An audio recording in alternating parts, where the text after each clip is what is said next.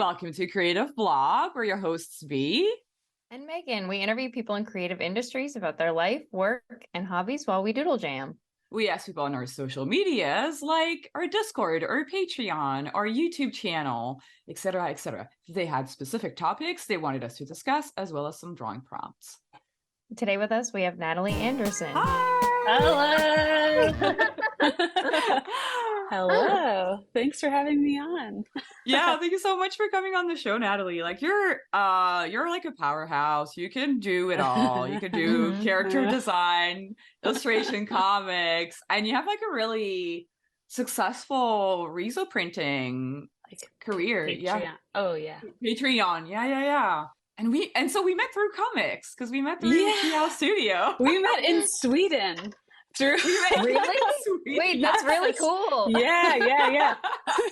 We met in Sweden. Patrick and Ulla and Elliot invited us out to Sweden, and to Stockholm, and we like stayed in random friends' houses, and it was a really nice. What was that for again? It was for a comic festival. It was for like the Swedish. Yeah, it's the one in Stockholm. It was like I think it was in 2013 or something. Oh yeah, Wolfboy. Yeah. Oh yeah. So Natalie, you've been a character designer on Wolfboy. This is not Wolfboy. This is Mad Wolfboy. I'm drawing the version of him that's like he's sweet. Yeah. And you're doing the wild one. How did you get your first gig in animation? So I have been doing like little like biz dev stuff for various companies for like a long time now. Like basically I would go to a comic festival, someone in animation would see my work, and then I would sometimes get a job from it, like, hey, can you do like some backgrounds? Or I did a lot of tests. And then one time I got an email from Titmouse to do backgrounds for a show, and then just like kept doing more backgrounds, kept like sharing that I was doing more I was doing character designs, biz dev for DreamWorks. But I couldn't show a lot of it until a lot of it like doesn't exist because the shows never came out. Because it's all development. It's all development. That's right. Yeah. So, and development always gets like locked away in like a little safe somewhere in the studio. Yeah. Did you like doing like viz dev or like backgrounds more? What did you like? I like doing viz dev, and I really like doing characters, but backgrounds are fun. It was nice to like bring some, animated or some story to the backgrounds, some like giving the backgrounds a lot of character with line art. But it was like I just found myself wanting to add characters in the backgrounds. Oh, I really want to do character design. And then when Toph and Edward and the guys from Wolfboy reached out at Bento Box, they asked me to do some character design viz dev.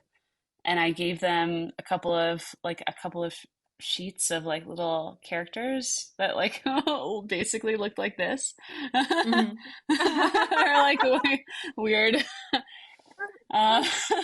weird, fun, just like shapes and ideas for their show.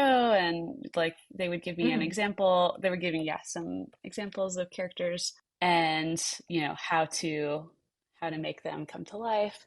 And yeah, so sorry, now I'm just drawing. I'm just looking at your drawings, and I'm like, wow, I love drawing. This is great. For anybody who's like listening on Spotify, make sure to check out the YouTube video because you can see all the drawings too. Yes. I don't really. Anyway, so you started with Wolfboy. You started in the development, so they didn't they didn't hire you on the show yet per se because they were still developing it. Is that kind of how it happened? Yes, they were. Yeah, so it was just development. They were like figuring out what the show was going to look like. It looked very different from before, and or from like the pitch. And so they were like coming up with the characters and like, what are these guys going to look like? And I was working with, Beatrice Blue, Bea, to make like characters and, make them look like her style, make my characters that I had done like the viz dev for, make them work for her specific style. And so I was like, we would do characters. I just cannot draw right now. This is so Don't worry about it. Yeah, we would like, I was doing some characters for her style, and they were like, "Oh, do you want to just like you want to make those characters turnarounds?" And I was like, "Yeah, I can do that. Let's try it." And this was also early days of the pandemic, so it was things were kind of scary, very scary. I was not sure what was going to happen in the future, so I was like, let's like, I was already having a good time working on the show. I didn't know how to do turnarounds before that, or like, I had done some stuff for like various little projects, but never like over and over and over again doing character turnarounds, making sure that they were perfect for animation. That's right, because like what you're bringing up is like how when you're a character designer, you have to do that all the time. You're not just designing the character. Yeah. Exactly. So like I was like, oh, I really learned, how to make sure a character would be, easy for me to turn around and easy and ethical for the animators to turn around also. So like when I first started, I had all these little details on the characters, and I was like, oh, actually, this is totally unnecessary, and we can make it interesting with just a few details, or like one or two fun details, and instead of like 1,000 different little lines. And yeah, totally learned a lot, and was very thankful for the opportunity to really test that out. I like didn't draw Wolfboy very much on the show, so now I'm just like making up what Wolfboy. I'm gonna say I special poses. I pulled up a reference because you did. Okay. Yes. Yeah, I'll never forget. I would draw. Wait, can I draw on top of your character? Is that a thing on this? Wow. Yeah, you can. No, I don't want to. I don't want to mess it up. But yeah, I would have to draw poses and like little pieces on top of the character, props on top of the characters, make sure that they fit. I think I literally, the piece that you're referencing there, I drew that. I designed the little, like his like packs, and made sure things looked organic. Oh yes, his ear. I'll never forget his little ear. And like all the rules around his hair, how many tufts he had. It's a pretty, it's pretty intricate. It's and so it was so you mentioned like the pandemic, and you moved to LA. Yes. Just right before the pandemic. Yeah. So we moved to LA. Andy was working in animation and wanted to do more character design stuff, and we really needed healthcare. So we decided to move to LA. And then actually it was crazy. As soon as I moved to LA, I got a bunch of animation work, and so did Andy. And it was really? Like, yeah, it was like, interesting. Wow. I don't even think I told people I moved to LA. I'm not sure if like my career was I was already asking for a lot of animation projects because I was heading to LA. I had been, again, like a bunch of animation people are walking around at Comic Cons and stuff. And so, we've gone to Frog. Enough, Wolfboy. Yeah, I love that frog drawing though. That's such a good frog. Just picking a mushroom. Draw a frog, just picking mushrooms. Okay. Yeah, so you were saying like you did a bunch of Comic Cons, and that's kind of how you networked pretty much. You met a lot of animation people that way? Yeah, I met a lot of animation people that way, and they were like, "Oh, I really like your style. Like, would you ever be up for doing a little project or we're staffing up on this thing, like would love to see if you would work out for this." I think just the fact that I was doing some some comic stuff, they were like, "Wow, you've got a lot of work. This is more like a lizard, not a frog." I'm gonna turn him into a lizard. Yeah, so I think that, like October is like the big convention season too. So I think I did like 14 or 15 conventions that year in 2019. Oh my God. And Wait, was during the year or all in October? No, throughout the year, right? throughout the year. Okay, Sorry, okay. did I say just October? No, throughout the year, that whole year. And then in October, it was probably 5 or 6. Just Okay. like Whoa. small, yeah, it was like every weekend plus a couple of like weekday little pop-ups and stuff. Mm. Or, there was one where I wasn't able to make it, but I worked it like remotely. So yeah, I was doing a bunch of that stuff. New York was very expensive, and had to make ends meet however I could. And anyway, yeah, so yeah, lots of people would find, like, the animation people would find me through Comic Cons, and then I would make a lot of work for those Comic Cons too. And if it was always my own work, or sometimes it would be fan art. And so I think that like showing just like kind of that volume of work helped me. That was my own style, helped me be able to get some of the animation work later, because they were like, oh, you have your own like visual language. Why don't you try my story in your language, and let's see if that sparks any ideas. And I think a lot of that came from Comic Cons.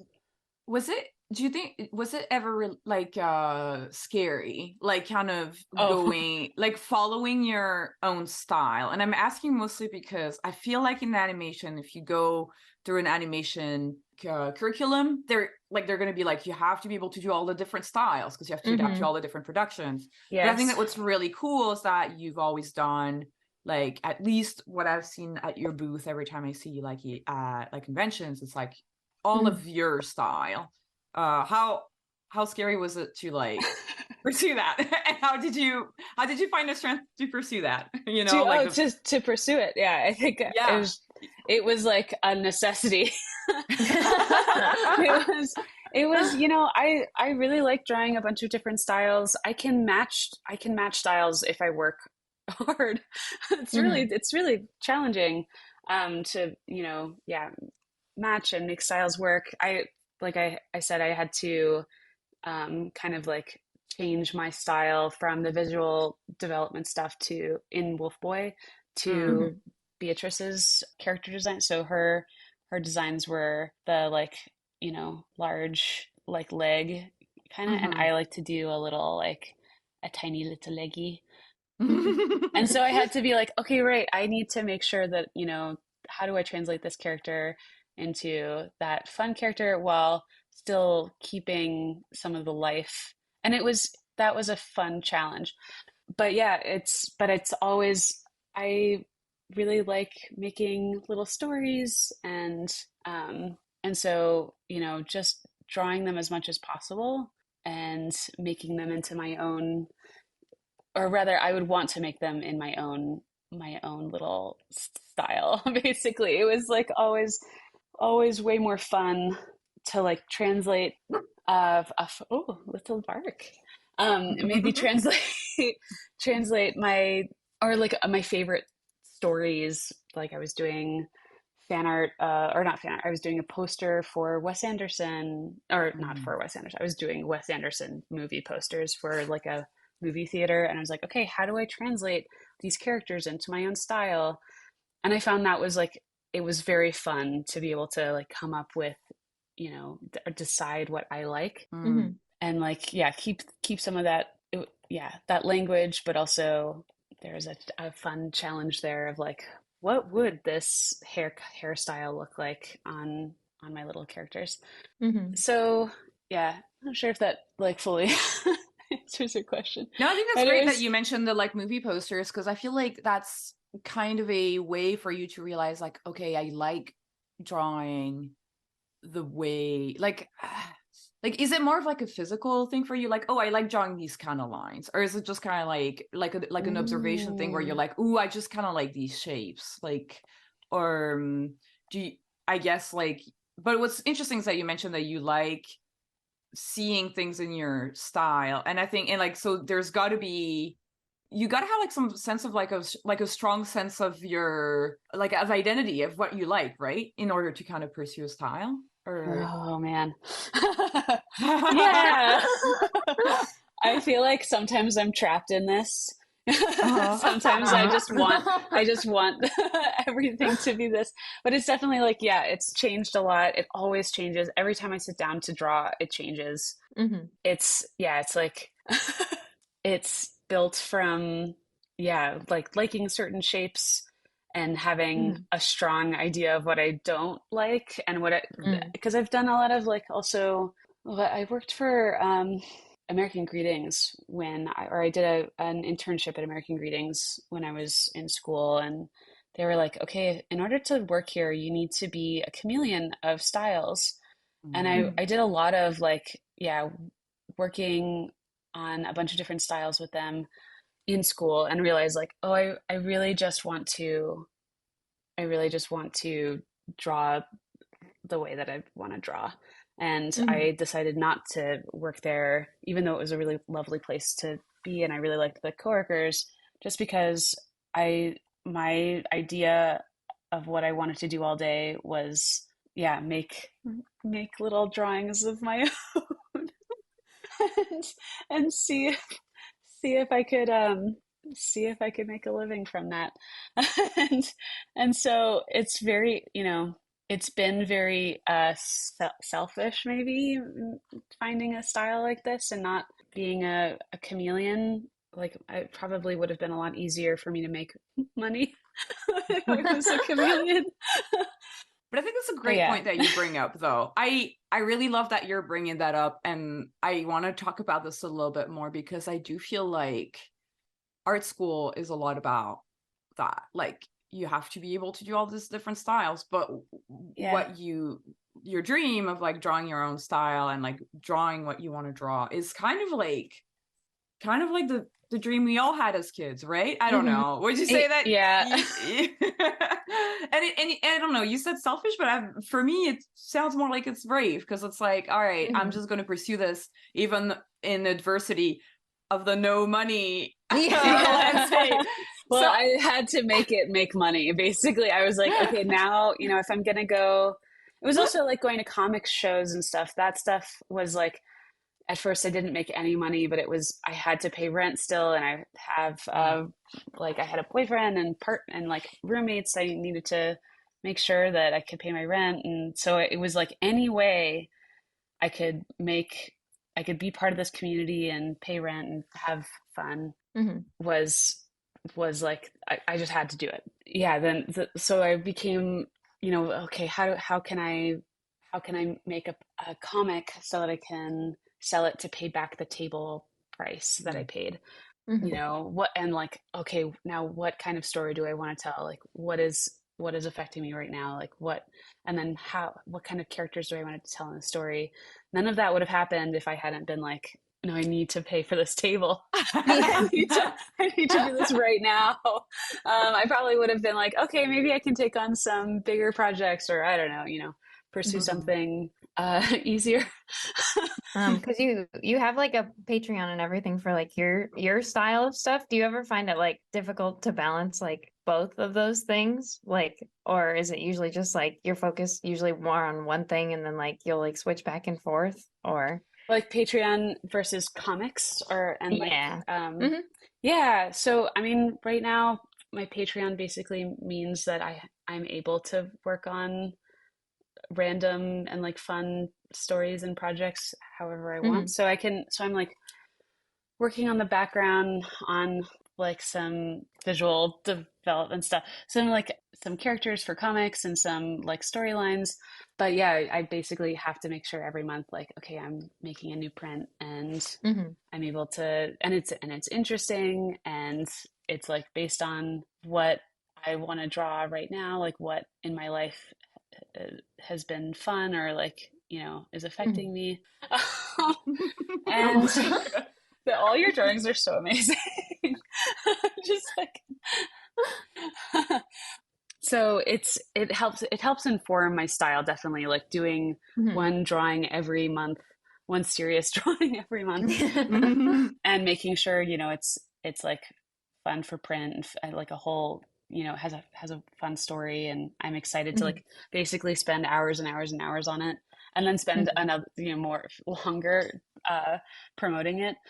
That's a great thing that you're bringing up, because I want to know how long it takes you, like kind of overall, to do the Patreon, as in like how long does it take you to do just the art, and then like how many hours do you put into promoting, and then how many hours do you put into like putting everything together and shipping? Because when I see your stories and you're like about to ship and it's like 1 million envelopes, I'm like,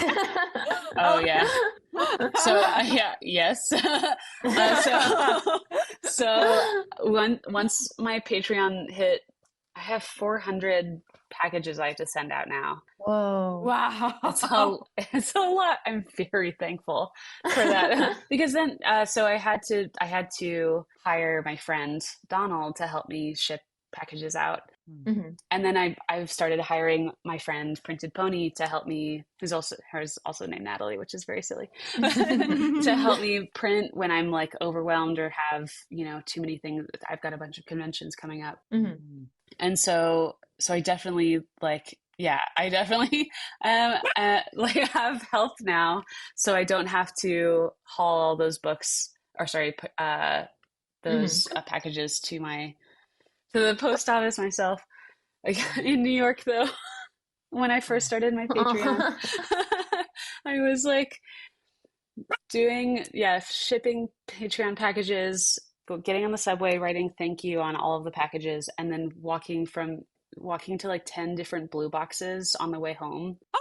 The postal boxes to like drop them all off slowly, because only 10 could fit in the slots at a time. And then I would bring the rest to the post office like once a week. Wait, weren't you bringing everything to the post office? Was it just too much? Because it was too much. They literally would get angry with me if I brought more than like 20 packages. They would. Really? I got yelled at a lot in New York. Oh no! Wow, even that's bringing crazy. it. Or there would be so many packages in the drop-off window that there literally wouldn't be any room for me to add more packages to their like. So either I get there like first thing in the morning, drop off my packages, fight for like space in the drop-off window, or get yelled at. And so I basically couldn't do that in New York. I couldn't do what I'm doing now. That's so crazy. Yeah, that's so crazy. Because I once went to the post office in downtown LA, and I had 1 million packages. I had like 20 packages, and they weren't even, I hadn't even paid for them. Oh yeah. So I held up the line for like half an hour, and I felt so bad. Yeah. That's also the guilt, is like insane. So with like your Patreon, you have to do a lot of like social media promoting. Do you do you enjoy doing do you like putting like together reels and stuff and like stories? Gosh. And it's another thing. I like the challenge of trying to, do a new, like trying to write about the work, and, editing reels has been fun, but it is like stressful knowing like, okay, it's even more stressful. I'm like, okay, I have to pay for Donald and Natalie's time. Donald helping me, do Patreon all the time. I want to make sure that I can pay my rent. I'm like responsible. I'm a responsible partner for Andy also, because he's not working right now because of the strike. Hopefully he'll start working again.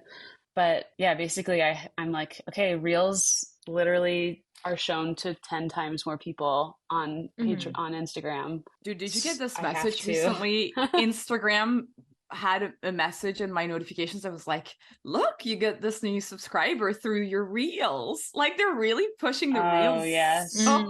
They're like, you're only getting new followers because of your reels. Yeah, oh my scary. Yeah. I'm exaggerating a little bit, but there was like a notification that was like, you got this follower thanks to the reels. So kind of like keep posting reels. Oh my God. They really want to be TikTok. Yes, unfortunately, I'm totally at the whim of a mega corporation tech bro company. that's in competition with a bunch of other apps, and like same with Patreon. Patreon just keeps declining pledges because they just moved from California to Ireland to like evade taxes. Something. Oh, It's so whoa. insane. I'm very disappointed. Yeah. And like Andy, even today, got an email alert from Bank of America that was like, is this international, Patreon payment fraudulent?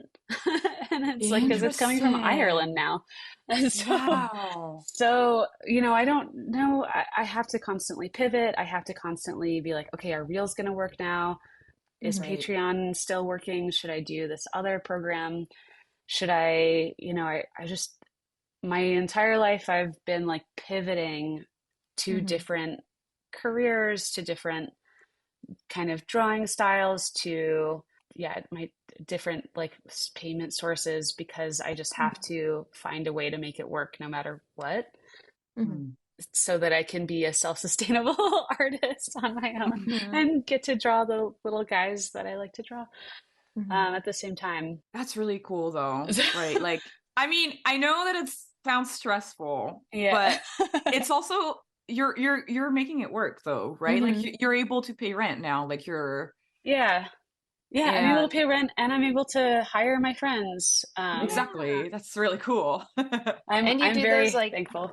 pop-up shops where you have like other artists come in and Yeah. like sell, like that's so cool. Like Yeah, this is the dream, is like once I Mhm. realized that I had, so I had to get a studio because my Rizzo and my prints were getting too intense for my apartment.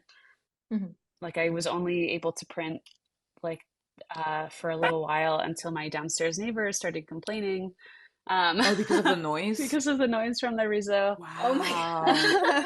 And Oh, wow. also, I had like plastic all over the place from packages, and my cat June would eat the plastic, Oh. and I was just like, okay, I'm gonna like take a big risk and get a studio space. And then once I got the studio space, I have this little courtyard in the center, and I was like, wait, I don't have to wait to get. I don't have to wait to do pop-ups. I don't have to pay for a table space, and I don't have to Mhm. charge for table space either. Like I get to host a little pop-up with some friends. Hopefully Mhm. they can make some money. We can have a cute little like party, and yeah, and like hopefully people will make new friends, and I don't know. I'm just doing those whenever. Do you find that so I see that so you have your Patreon, you do conventions, and you also do like a lot of workshops, like riso workshops and stuff. Yeah. How does it all work out for like in terms of like money? Like do you feel like convention kind of bring in the most, or like is it the workshops? Like kind of how's the Oh, pie chart the looking workshop like? the workshops are like the workshops are just for fun basically at this point, Okay. because I'm Oh, really? I'm also Interesting. paying my friend Printed Pony Natalie to help me with those and like basically write all the emails. So I'm paying her half of the price of, or like everything that I get, I'm just paying her 50% just as Mhm. a big thank you because I can't do it myself. So yeah, that's just fun stuff. And I I basically just do it when I have some free time. Mhm. Conventions, it's all a little bit, I can't pay rent with just one thing.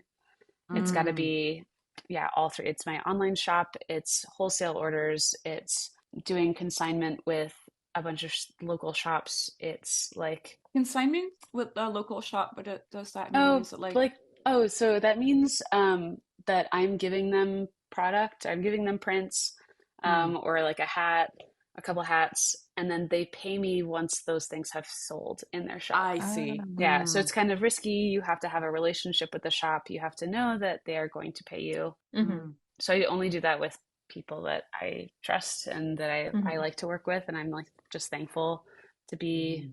working with. And yeah, usually we have like at Giant Robot, I'll do like pop-up stuff with them too, and same with Gallium Nucleus and Mhm. some like coffee shops nearby my home, so I can like walk in and be like, hey.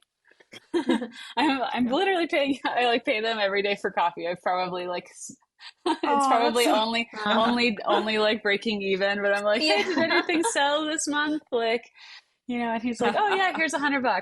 Like, Oh, yay, my coffee money back. Yes. But they take 50% cut, so it's like my rent in their space, basically. gotcha. I see. Yeah. If you could only do like one of those things, like I know you said you have to do like those three things, but if you had to pick like one of them to do, like which one would you say like you enjoy doing the most, I I guess? really like my Patreon. Yeah. Okay, so I like variety. This is another thing is like Hmm. working on a show for a little while. I was really ready to work on my own. So Hmm. like afterwards. So like yeah, I need there to be like, you know, some time working with on it, like working on a team, and I need some time working alone. I need some Hmm. time to make prints, and I need some time to do workshops. Like that's all I have to have like this balanced and kind of irregular style, or else Hmm. I get bored, or I don't know. I get restless. Hmm. Mm. And so but yeah, I think I think the Patreon is so wonderful. I really enjoy like talking to patrons and sharing and like sharing about my Riso process there also, and making new prints every month. Like getting to draw just whatever and then Hmm. making a Yeah. print is so, these are so bad and weird. Why am I trying this? I'm like, no. Okay. Oh, they're so cute. They're Yeah. so cute, dude. I'm gonna like stop being nervous now. I'm just gonna draw dumb stuff. Yeah. But yeah, but then I love to travel, and I love to see my friends all around, you know, the country. I love to, you know, have an excuse to travel and to share. So if I could only do one, it would be like still probably a combination of all Yeah. of them. Yeah. Oh my gosh, that's so fun though. Like it's true that it's when you talk about it, it sounds like a lot of fun, like being able to like do different things. So you're always engaged and you're always just kind of like thinking up new ideas and you don't have the time to get bored. Even if it's a Yeah. little stressful, I guess, but it's also like It's definitely like, okay, yeah, what am I gonna do this month? Was I able to like make ends meet this month? Are we good? Are we good? You know, what or you know, sometimes on Instagram I'm like, I'll see someone doing something like making a shirt, and I'm like, oh Mhm. my God, that would be so much fun. I would really love to see what a fantasy print looks like on a shirt. Hmm. Or even that's how the hat came to be too. I was Oh, like, the crimes I hat. the crimes hat, crimes. I was I like, what? love that That's so hat. stupid. I love it. I fucking love it. I just Can I want ask you if it sells well? Because I love it it so much. I wear it all it the time. sells, oh my God, thanks me. Yeah, it sells really well, and it's just this one-off kind of random hat that I was like, I want to make a hat. And that day, I just like decided I was gonna make a hat in a day. Hmm. And I was like, what? In a I, day. yeah, it was, or maybe it was like a couple of days because I definitely posted it on Discord. I was like, Hmm. you know, I was nervous. I was like, will this weird, silly, like idea even sell? Will this Hmm. even, you know, will I be, because it's not cheap to make hats. It's like Hmm. 15, it's, what was it? It cost me like $20 plus for shipping, plus shipping a hat to make. So it's Oh, expensive. And then I'm paying for all the yeah. packaging and all of the Uh-huh. time and labor for me and Donald to ship out packages. Um, anyway, so basically, I have to make sure that I can sell them. Hmm. But I was like, you know what? I think I'm gonna take a risk on this this Crimeys hat. But I posted it on my like friend Discord first. I was like, do you guys think this is cool? Would you guys want this? And a bunch of friends were like, yeah, this is cool, but I don't understand it. And so I did a couple of like versions of like, okay, here's a cute little worm, or here's like a little character sitting on the hat. And then I went, people are like, yeah, this is really great. I really like this one. And then I went back to the Crimes hat and I was like, no, this is what I want to wear though. This is like, I want to wear this. It has to be real. So that's always like this, this fight within me, like, what am I gonna be able to do? And like ultimately the answer is I will be excited to sell and share and this hat, and other people will be able to will be excited about it if it's truly something I care about, truly something I want to wear, basically. Yeah, same with the prints, like, and the drawing. Like if my heart's not in it, then I think people can tell. Yeah. And so I have to make sure, it's not just like, oh, will Instagram reward me for this? Yeah. Like I have to make sure it works, but also that it works for me too. How did you get started doing like riso? Like what was was there something that like just like a switch flipped and you're like, oh, this is like a medium I really liked? Or yeah. So yeah, basically my friend Ren McDonald, who does Rizzo work also, everyone should check him out, he's great, started he bought a riso. Oh no, I remember. Okay, the first time we went to TCAF, Toronto Comic Arts Festival, and it was me and Ren and our friend Chase, and it was our first like big convention. I think we'd gone to like MegaCon down in Orlando before. Yeah, we went for like the Meanwhile comics that we made. Yeah. Yeah, you know about that. Yeah. And you can explain it a little bit because I have never heard of this convention. No, oh yeah, MegaCon is like Orlando like MegaCon. Comic convention, and every year Ringling makes or I'm not sure if they do it anymore, but they make a comic called Meanwhile. We had gone the second year that we had done the Meanwhile comic, and it was like kind of this crazy idea, like we can promote Ringling and the illustration program, and we can have students test out how to sell at conventions at the same time. And when we realized like, oh, we're going to these conventions and people just want us to draw Batman, that's so fun. They'll give us $10 to draw Batman. Oh my God. Yes, I want to do this. So it was fun. And then we got to interact with people. We got to, soon I was like, I'm going to draw Batman with with a mushroom. It was like silly, like I'm gonna make Batman work for me, and then people were like, oh, you like make this into a book, and make this into a zine. And so we were making a bunch of stuff for conventions at that point, and then we were decided to go to TCAF and see what the small press conventions were like, and that's where there was a ton of Rizzo work, and people were, all my other zines and stuff, all the other like prints I had made were done either on like the fancy inkjet printer at the school where the colors were still a little too dark, or at FedEx or Kinko's, and where the texture just wasn't very nice, and it was kind of always like a low quality, and it felt bad to share it, or just it wasn't as nice as I wanted it to be. And so I saw people selling just like fun random like cute stories, little drawings. Oh my gosh, you guys, I love the apple. I saw a ton of really wonderful Rizzo work that was just whatever people wanted to make, and I was like, this is it. This is how like I can find some freedom in drawing. So, and it looked so good. It was like, it has this texture, the colors are so vibrant. And so I was like, okay, we need to find out how to print this way.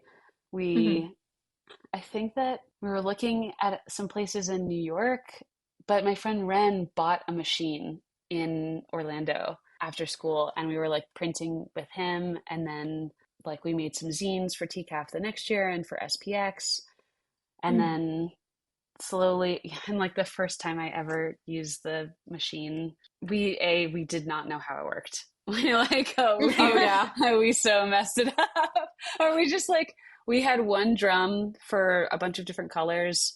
And Ren was like, oh yeah, the way that you make a riso print is by changing the ink out, not changing the drum. So we would waste a ton of paper changing from purple to red, and then we change back from red to purple in Oh, a drum, wow. which is just very wasteful, and it's just not how the riso machines are supposed to work. And then also we didn't know that we needed to register the prints, and so What do you I mean, would like register? so like in screen printing you have to like make sure that your print is lined up with the thing that was already Right. printed. Mm. So I'm basically my zine came out. There's like a girl running, and she was printed in purple, Hmm. and then I had this belt. Oh well, yeah, I had this belt that had like a loop on it, and the belt. Actually, let me undo that. Yeah, so the belt ended up being like down here, and it had this weird little thing like that. It was supposed to be like It's supposed to be like a this, buckle, but like a like, buckle yeah. or something. Yeah, and it ended up being the wrong way, and it ended up looking like a little penis or something. It was awful. And we spent so much time and energy and money. I remember I spent a ton of money on paper, and I felt like I just wasted it. And that was I was so sad that it didn't work out.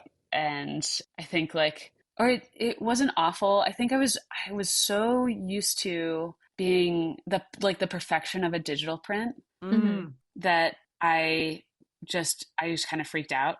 I was like, this is not what it was supposed to be. And, I'm not sure if I cried in front of Ren, but I definitely cried that night. I was like, I lost so much paper. Like, what am I even doing? And then, like, it didn't matter. Like, I had a fun, like, adventure piece that I'd spent a long time on. I got to print it myself. People really liked it. Once I saw that people liked it, I was like, oh, actually, this is kind of cool. And I looked at it again with like fresh eyes, and I was like, actually, it doesn't look like a penis. I really overreacted. Like, oh, actually, this is really fun and nice, and the texture gives it such a nice quality. So then, yeah, I was kind of like, now I want to try this other thing. Now I want to get it right. Now I want to go and try Rizzo again and use different colors and like see if I can register it better. Mm. And I was printing on my friend Chris Mukai's machine in New York. She had a space where she was sharing it with a bunch of other artists, and I would just beg Chris to let me use the machine before a convention. Mm. And pay her, of course. And but she was in a space with a bunch of other people, so it was difficult for her to say yes always. And like, it's tough for someone to be in your studio space. And so when the SVA Rizzo Lab, I think I was like considering buying a machine at that point. And then the SVA Rizzo Lab opened up, and Nathan Fox, who had actually come down to Ringling to talk, remembered that I was doing conventions. I had seen him at New York Comic Con a bunch. And he was like, hey, you like making comics on the Rizzo? Do you want to try working at the SVA Rizzo Lab? Like, do you try out the residency? Oh, that's so cool. Yeah, so I tried out for this like semester long, basically free print time, where I just experimented a ton, tried out, excuse me, a bunch of new colors and like layering, figured out how to use the machine a lot better, became more confident.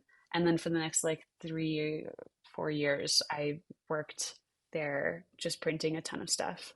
And then that's how the Patreon was born also. It was like, I have all this paper, I need to get rid of it because I was making prints for conventions, and then they all wouldn't sell at the conventions. So I would sell them online, and then like slowly they would sell online. And I was like, I don't know how much paper I need to buy for the conventions. I don't know how, I just want to be able to draw whatever I want to draw and still make it cool, but like basically know that I will be able to pay for this paper afterwards. So I was like, okay, you know what? What if I started this like blind box style Patreon where I'm able to know how many prints to make for Patreon, and then I can make a few more for conventions. And I was already all set up like with the big cart. I was already set up with like my online shop, so all I had to do was add volume to it basically. Mm-hmm. And in the first year, like I had like 15, 20 patrons, and then it slowly built more and more.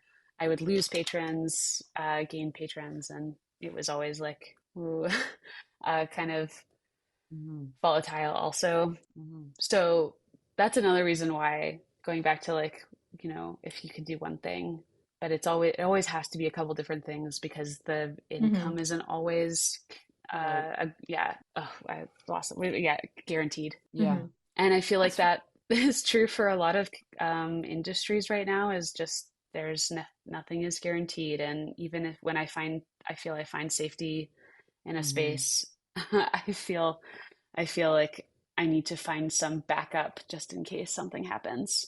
Mm-hmm. Mm-hmm. This happened when I was an intern also, is like all of the older people working were like, "Oh, you're literally the reason why we're gonna get fired soon. Is because you are a lot cheaper. You know how to do all these different programs." Wow. Oh. Interesting. Yeah, they were like, "Oh yeah, like they're literally looking for people to replace us right now." That's And Whoa. crazy.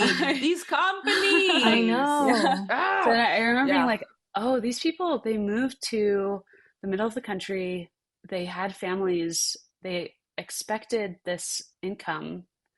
And then these companies are looking at cheap, young, Mm. new artists. And I got really, and I also, my parents are flight attendants. And during 9/11 and like the years Mm. after, they lost their pension, they lost their retirement savings. The company just they went bankrupt and then never Fuck. repaid them, even though they stayed afloat. My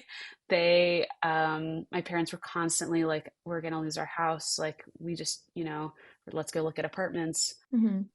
There was a lot of a lot of scary, you know, a lot of scary moments growing up where my parents were they tried to shield me from what was happening, but they were very stressed out about money.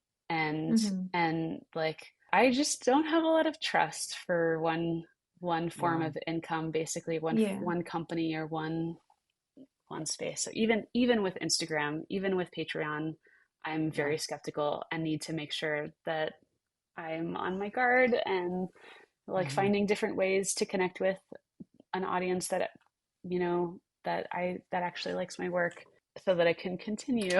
Mm-hmm. No, that's Yeah. really insightful what you just said in terms of like I do feel like you're bringing up like a really good point in terms of like okay, you kind of grew up in a little bit of like a chaotic like environment in terms of like stability, and so that kind of like prepared you for what being an artist can be like it is kind of chaotic in terms of Yeah. like it's something that I didn't really realize until recently that like when you're an artist, like even in animation, which is like a fairly stable career, Uh-huh. animation is still pretty chaotic. Like you're always Yeah. looking for a new gig, and most Mm-hmm. other careers you don't really do that. Like if I compare it to Yeah. my boyfriend who's like a chemist, Oh yeah. he doesn't have to look for a new job every 6 months. Even Yeah. like there Yeah. was like that whole Jesus. like boom of like shows getting made, and now there's like nothing. It's like nothing is like as stable as you think it is, Yeah. even if it Yeah. appears to be really good. It's like there's always these companies are always like plotting. I Yeah. don't know. Yeah. I just like in this market, it's hard to, yeah, trust. It's hard to trust companies. Like same with like I hear, friends in tech, they're like, "Oh yeah, I don't stay at a place for more than 2 years. Like that means Mm, that I'm, stagnating. Or I'm stagnant. I can't ask for more money."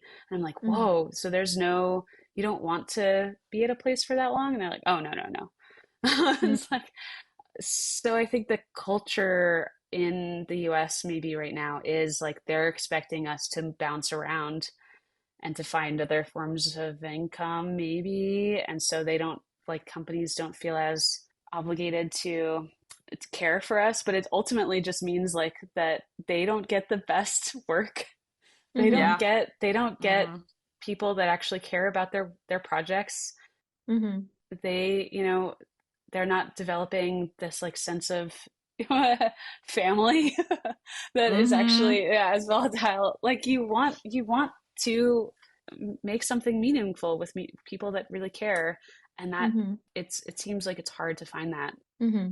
right now. And so yeah, I hope that with all of this volatility and like AI and all this stuff that's like not focusing on people and creative people that care about creative work. I hope that people realize like, oh, actually making small teams, making shows that we really want to see be made, like that stuff's way more important than the quick buck, Yeah. the tax write off for a show. Yeah, I wonder if we're gonna go into an era of like of indie again, just because it's like of people going indie more, because I feel like the companies are just too big right now. The It's like the company, company, yeah, yeah, they're too big, and so like they're just like you were saying, they're just like looking to make a quick buck, and it's not.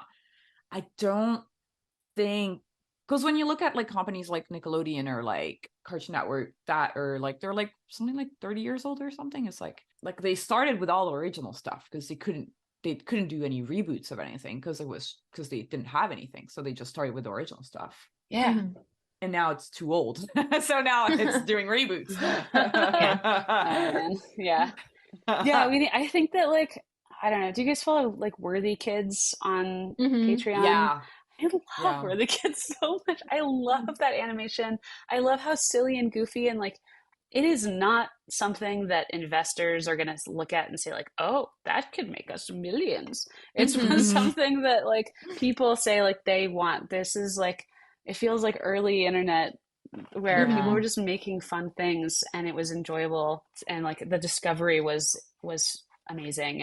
And I think that with Patreon and with like other small like person to artist platforms, like we'll get more of that stuff and then prove to investors at big companies that it's possible to build a following and that people will be interested in this stuff, that they'll be able to pay for animators and pay for, marketing Mhm. with this weirdo animation stuff.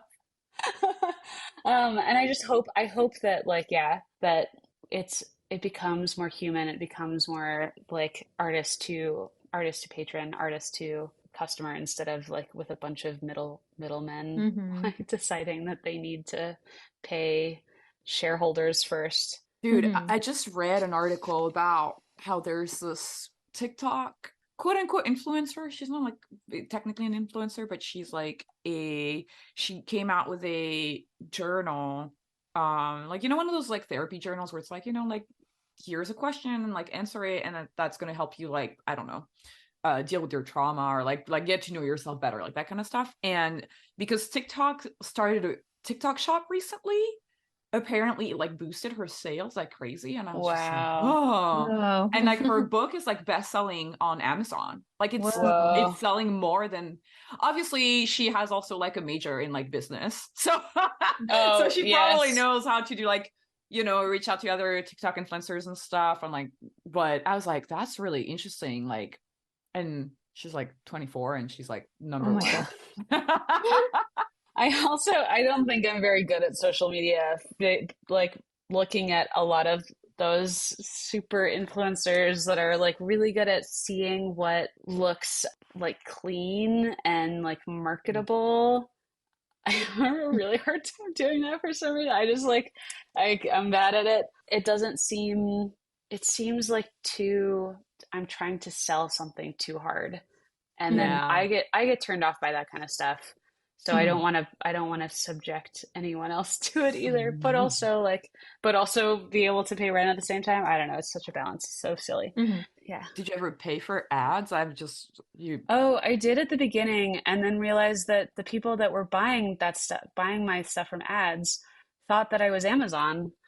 And Oh, Mm-hmm. if I don't interesting. get something out in 2 days, they would be like, I want my money back. Like, Oh, I oh, swear I'm giving it to you. I swear I'm not trying to scam you or yeah. anything. I really want you to get this print. Like, okay, I'll Wow. refund you. Like, I don't, maybe I don't want you to get this print if you're gonna act like this after 2 days. Like, I promise that I'm working hard to get this Mm-hmm. out. So it just like it's It's like a difficult whole other level of like to customer. Yeah. yeah, yes. And then I would have to like I'm at this point where I'm spending like an hour or two a day just writing emails to Oh, people, really? you know, saying like, "Oh, Wow. sorry, I can't bundle this packaging because the shipping is really expensive. Can you send me $3 or like $5 on PayPal so that I can bundle the shipping?" And I'm like, "What am I doing?" Or like maybe more. I feel like I have to hire a shopkeeper or something so that they can Yeah. respond to customer service emails.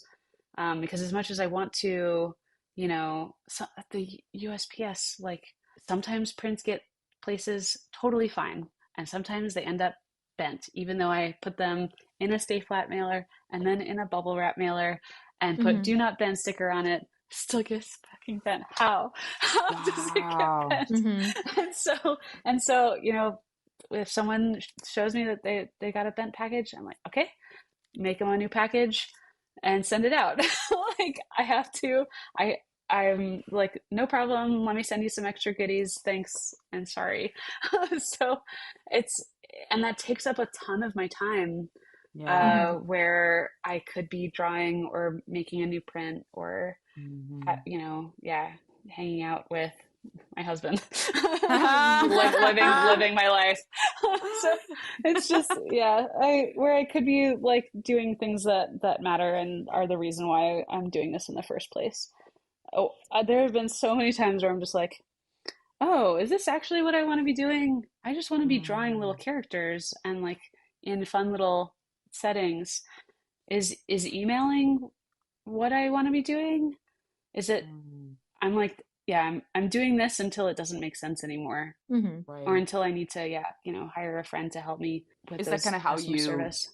kind of like took the step to hire your friends to help you with printing and like sending out? Is it was Yes, was there like a breaking point? Like how would yes. you describe that breaking point? The breaking point was I'm going to shut everything down. I'm so stressed out. I'm crying. Like Okay. it's usually lots of crying.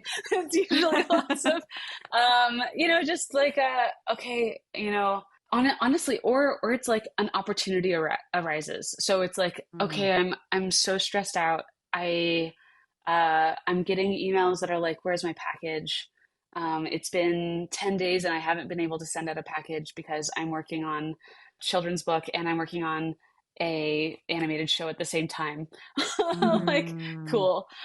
um, and so I'm like, okay, you know, what matters more? It's the animated show and the children's book. So I guess I have to shut this thing down. And then my friend Donald was like, I just got laid off from all my restaurant jobs because the pandemic is starting. I don't know what I'm gonna do. He was like, I'm gonna start like working for DoorDash or something. And I was like, wait a second. What if I what if you come and helped me for a couple of days? And then he became him and our friend, it's also his partner is my best friend Zoe. And so we were mm, just already hanging out a bunch. And Donald has also become my best friend over the course of Mm-hmm. time. And we became like a pandemic bubble because he was coming over like every 2 days to help me ship stuff out. And then that was I was able to grow my Patreon a lot more. I was able oh to make wow. so Yeah. many more prints. I was able to draw so much more. I was like, oh my gosh, I can use this time to actually make work. And then like, you know, before a convention, I'm like trying to get a drawing done so I can make back the $500 table at the convention. Mm-hmm. And you know, I would message my friend Natalie Center, who goes by Printed Pony, who's working at Otis at the time, and they were like, "Yeah, I can totally help you out. You know, a couple of days, a couple of hours. Just let me know." And so I started, you know, hiring them more and more and more often, kind of deciding like, okay, can I hire them? Does this still make sense? Like, is it more important for me to get this print out than it is for me to actually print it myself? Mm-hmm. So I'm still like, I'm printing a lot still. and then sometimes I'm shipping stuff like randomly, but I definitely wait for Natalie to be free so that I Mhm. can have have them like make prints. Sometimes I'll do like the last layer of the print, um, so that I'm making sure that it's the way that I want it to look. But I get there was so much time I was spending on the riso, just making sure things were registered well, that I was Mhm. like, oh, I could actually train my friend to print the way that I want them to, the way that I want my prints to be. And so far it's worked out really well. Sometimes Mhm. it's not like exactly how I want. So sometimes the prints, we're spending more money on paper Mhm. because I will sometimes the prints aren't perfect. Usually they are, like they're great. Mhm. But You're like a boss now. You're doing like quality check. yeah. But then yeah, doing quality check. Yeah, yeah, yeah. I go through and make sure that that all the prints look good afterwards. And they're great. But yeah, I have to like, but now while Natalie's printing, I'm able to draw new prints. I'm able to get more work done. I can stay Mhm. up Mhm. to date. If a print, if I'm like been really busy for a month, I can I can get a print. I can get like all my printing done to get caught back up, basically. Sorry, I'm just like looking at all of your cute drawings. I'm like, okay, I gotta draw now too. You're talking. You're talking. We're getting you to talk, so you don't have to draw as much. That is so cool. I mean, it's so interesting. It's so cool to hear like the whole story and how you got to start your Patreon because you had access to Riso and how you slowly I like to get that picture in an interview because then it kind of shows like how it's like something that you built over so many years. Mhm. And I Yeah. really like that you mentioned that like getting your friends to help out helped you grow your business because that's something that we never really Yes. think about as artists. We're like, I got to do everything myself. Yeah. Yeah. Yeah, yeah, yeah. You don't have to do everything. Like, I've got two other friends who are are small businesses and do conventions like me too. And we're always like, how do we make this work? How are we able to like keep, be happy in drawing, but also make this like work financially too? And we've like got a little Discord where we're constantly like, wait, should we do this? Like, is this a good manufacturer? Like, should we hire someone to do our social media? Should we hire someone to to like help bring packages to the post office or something? It's always like, okay, what is the most essential thing we need to be doing? And it's always drawing. We just need to be Mhm. Mhm. focusing on drawing and like setting our files up for the manufacturer or for the printer so we can, and then also so that we can be at conventions. Mhm. One of our friends does it. He does like a bunch of proxy, or he hires his friends to go to conventions for him so he can stay Mhm. at home and have like quality time with his family. He Mhm. just started a family, and then also, yeah, have more time to draw and take on those projects that he's always wanted to do. And so, yeah, I'm at the point where I'm like, maybe I should send someone to a show for me, or Mhm. I don't know. I don't know if that's gonna happen. I really like travel, like the show thing. Yeah. The show thing is like being able to hang out with friends and see people and talk to, because yeah, you're just like in your little cave drawing all day, and then when you get to a convention and people are like, oh, this is so cute, or like, oh, I love this, like this is what I wish I had had when I was a kid, which is basically I'm just drawing what I would have wanted to buy as a 9-year old. And like, that's very nice. It's super nice. And like helps inspire me to continue doing it. This, I got a broken brain, so I need some help sometimes. Uh, it's definitely, yeah, how to make it work, how to continue on, how to be happy, and how to and when to pivot and change when things just aren't working, and like finding the opportunities when they arise, like coming up with creative solutions when you're struggling. keeping an ear out for, you know, being on Instagram, seeing a hat pop up on your feed and be like, that's so fun. I want to draw a hat too. And like, or yeah, being open to new opportunities like that is kind of how I've done it. Oh, that's How I've really been great. working. That's yeah. That's a really cool insight on like your process and how you like started a small business. Because I think it's like I think a lot of artists were like kind of like a little shy about starting a business. You know what I mean? It's like Yeah. right? Isn't it just like artists were like, no, I just draw. I don't make money. I love that. I want to do that. In the US, it's totally impossible to do that. Yeah. Sometimes Yeah. it's like, yeah, sometimes I look at not to, you know, just single out French cartoonists, but I definitely look at some French cartoonists and I'm like, all they have to do is draw. Or, you know, Christophe Blaine and Nicolas de Courcy, and I'm just probably saying all their names wrong. And I think it's just like also they're like really big. So I think when you're like they're really when big. they're and it don't make a lot of money Yeah, either. but I they mean, also, do they need to, in France, can you get an affordable house that's safe and have healthcare? And I do think that like the big difference is that like a lot of all of the cartoonists they don't live in the city. They live in like a little town, little yeah, countryside but they town. have community. Do they have community in that town, I you don't think? think so, unless you're in Mm. Angoulême, maybe. But I Yeah. feel like there was a really good. I don't know if it's been translated, but there's like a really good comic by Manu Larsenet. He's not very known in the U.S. because I'm just gonna write his name because I don't know if he's been translated, but he has like a whole series about him having to like move out of Paris because it's too pricey and he can't deal with how it's. And then he goes like to a countryside and it's really sweet and interesting. But I think a lot of cartoonists in France are like in the countryside. But it's true I that we see. do have healthcare. And also I do think France is safer. I was just over in Paris like this summer and I was like, man, yeah, Paris is pretty safe. I mean, Yeah. there are stories, but for me, after living in downtown LA for 5 years and going back to Paris, I'm like, yeah, all right, this is very different. France is very safe. It was like, Yeah.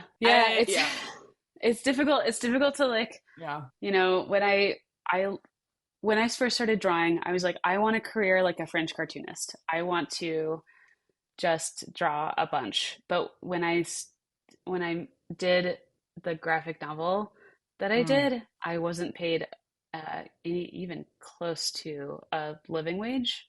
Like it was very, very stressful to be able to stay in New York, where I was able to get basically I was able to get jobs being in New York also, as that being around a community, a creative community that was also hiring for animated or for newspapers and magazines. It was easier for me to be able to go to conventions, go and like and hear about conventions and hear about creative things. There were so many pop-ups where I was able to make rent because I was in a city where they were being organized.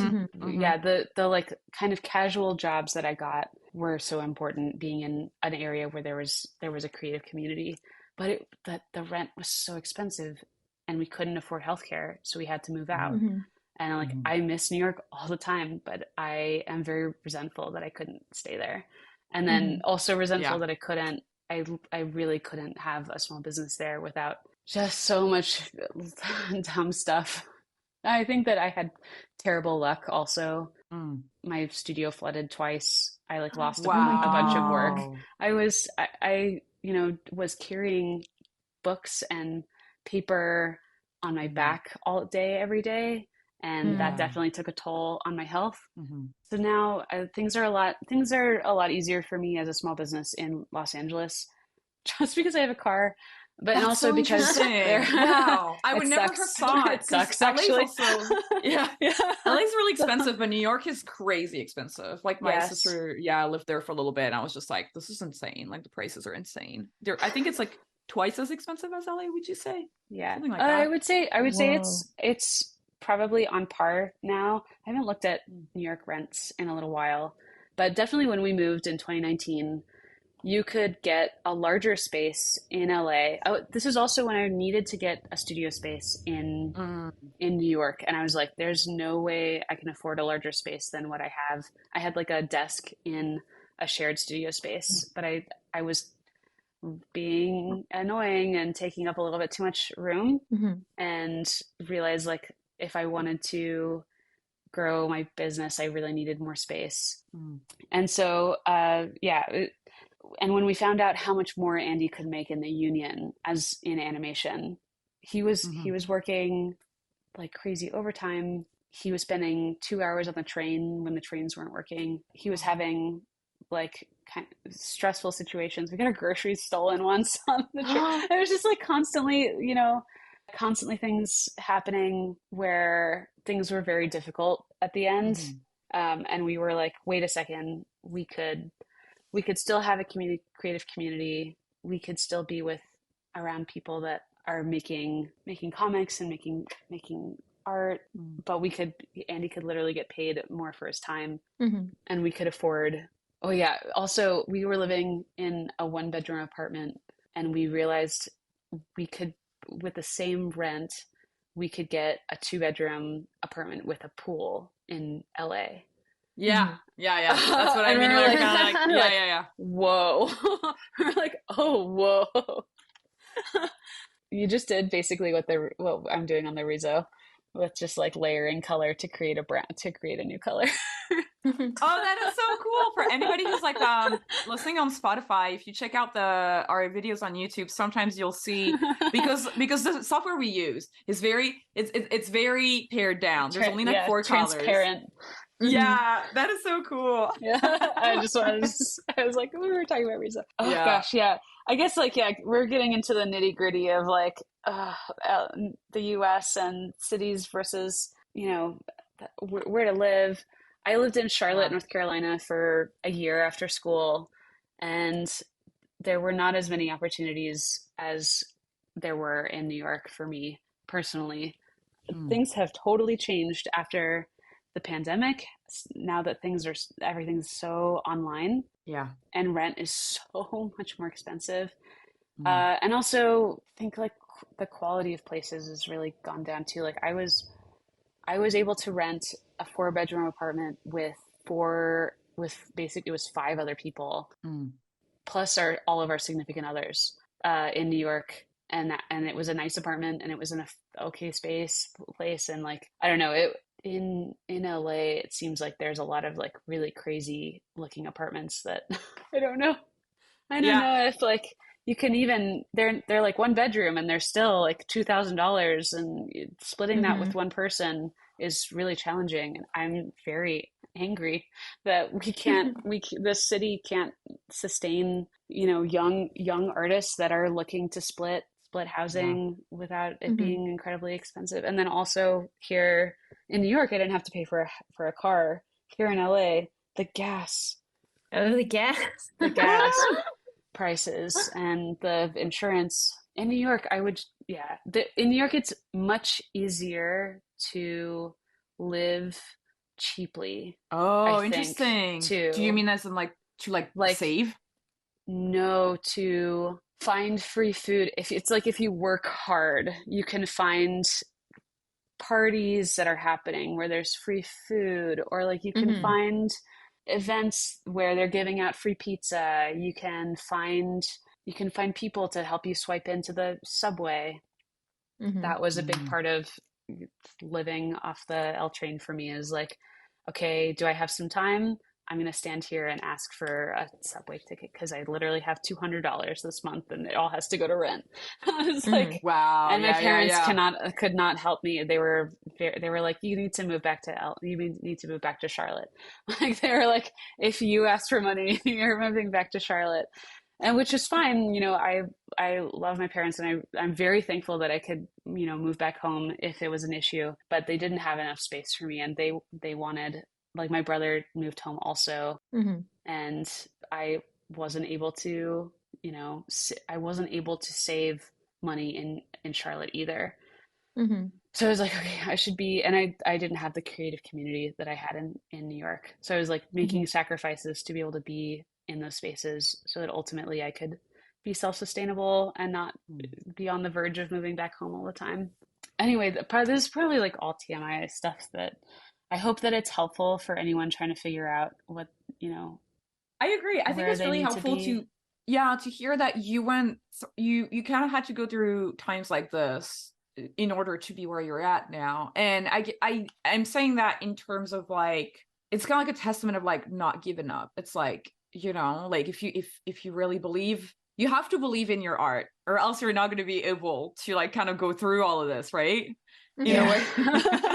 You have to like know it's gonna work out. There's like some magical thinking. Jillian Tamaki said like in order to be a comic artist or an artist in general, you have to have some like magical thinking, like that what you're making is good and fun and it's gonna work out, and I'm gonna find ways to make rent, and if it doesn't, you know, up until a point where it doesn't, and then you have to just pivot and find a new thing. And if you have to move home for a little while, that's, you know, that is a different path that can lead to something else really cool. And or if you have to move in with like a bunch of your friends, or you know, you find that you have to move to the country where you're secluded, you know, you find places to, especially online now, to be part of a community and to be to continue on. And I like don't, it's really rough out there and not at all, I think, what I expected this this life to be, or this like path to be. But you know, just I think at every point I was like, okay, how probably very annoyingly, probably at times I was very obnoxious, begging for money from newspaper newspaper art directors, and like, you know, begging to be at a pop-up, or just like, you know, what can I do? I'll clean up the trash. Like I'll, you know, not taking no for an answer sometimes, within reason, but like finding creative ways to be part of something that I would, you know, would either be fun or would help me be able to pay rent so I could continue drawing. Yeah, I love that. I think that's really awesome that you're like, yeah, like sometimes, yeah, like not taking no for an answer within reason. I think that's like really, that's really good.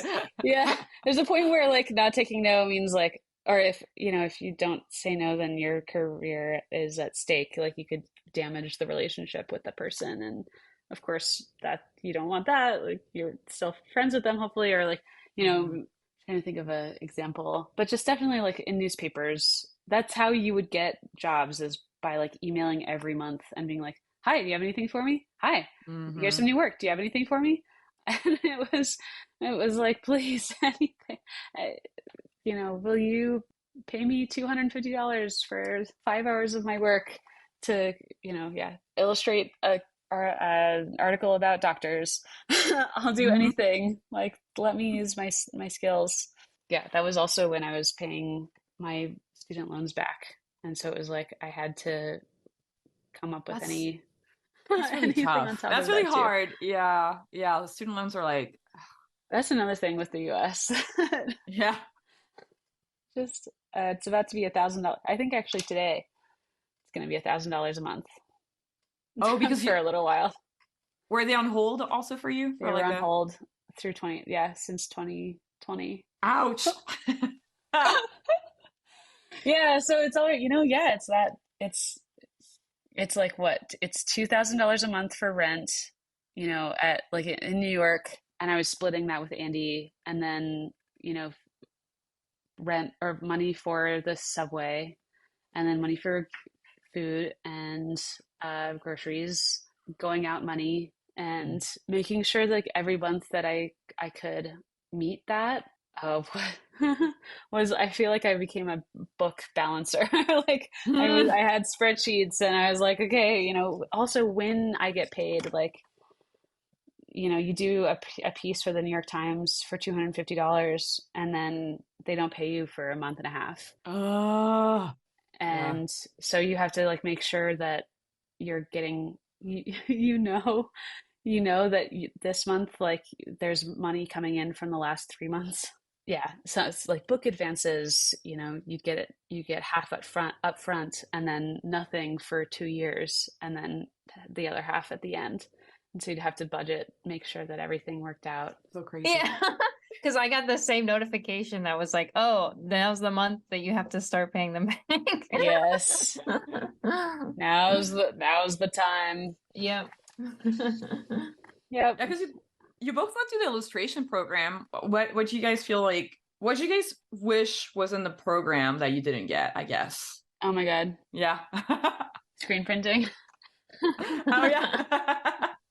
I had to beg to be in a screen printing class, and I had to declare a double major, I think, at one time because Really? fine artists weren't or illustrators weren't allowed to go to take screen printing classes. So it was screen printing was the third class in a three class, like you had to take the prerequisites in order to take a screen printing class. So it was like printmaking 1, printmaking 2, and then I could take screen printing.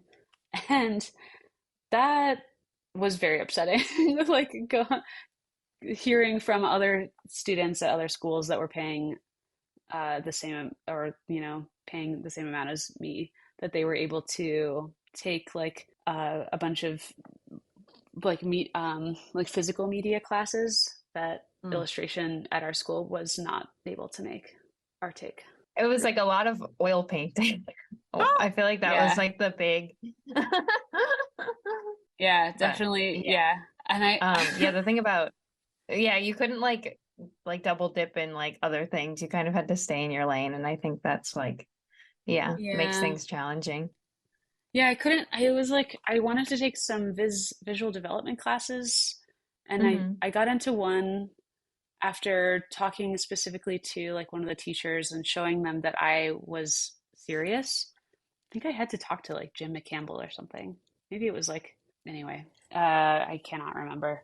But yeah, and I also had to like request with some friends to get into printmaking 1, where I learned like lithography and etching and like some really interesting and fun printmaking processes. But I really needed that screen printing knowledge every day.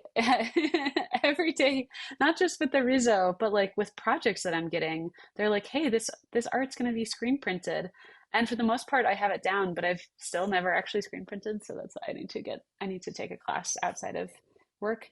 But it would have been really nice foundation knowledge to have known how to do screen printing and layer inks like that. It's just a bummer. That's so crazy that they're not allowing for like these, because I feel like this is such an in between fine arts and illustration. Like this, they could. It's because fine arts was paying for all the materials and for those classes, and illustration was paying for their illustration classes, and the money wasn't mixed up. It was like major to major. Interesting. So yeah, sometimes it like made sense. You just had to prove that you actually really wanted to be in those classes. And I think that Ringling had like a very specialized computer animation program that you had to show that you were very interested in animation in order to take some of those classes, or like declare a double major, and also you had to pay more for for those classes, or to be part of that double major. A lot of like Ringlings, well, at least like my experience was like still in like editorial mindset, where like that's hardly a thing. Like it's not as like lucrative anymore. So like, I think they like just started to like add visual development classes for illustration and become like more like move into the future, like the next generation of stuff. But it was still very like, a little bit dated, but I think the people made a difference, because you could see everyone's passion lied in like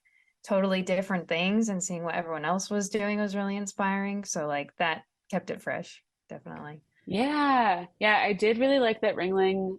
I was about like drawing, was about like learning how to do the foundations, and like kind of had a more narrative aspect to the program. It's the reason why I went to Ringling, because all of the other programs I saw were just focusing on like kind of fine arts and the like conceptual side of illustration, which is still fun and interesting. But I was like, I really just wanted to excuse me, make narrative work, Hmm. rather than, and make figurative work. I wanted to learn how to draw a character, a person. Hmm. And the senior work at other schools did not, they were like very, it was very stylized. Mm. I couldn't tell that people had good foundations in drawing. And at Ringling, Hmm. it it was very clear that everyone had really good foundations in drawing and actually cared about, Hmm. yeah, that they were basically, yeah, like the seniors were all really Hmm. cared about drawing. That's it. Yep. Yeah. Yeah, because like Ringling for illustration, at least you like I think for like the first 2 years they like the foundational classes were like it was just like you were just like figure drawing, figure like painting, you were like going and doing lands like yeah, it was very like pounded it into you, like which is like Yeah. very cool. 'Cause, yeah. Yeah. I'm glad that they did. Hmm.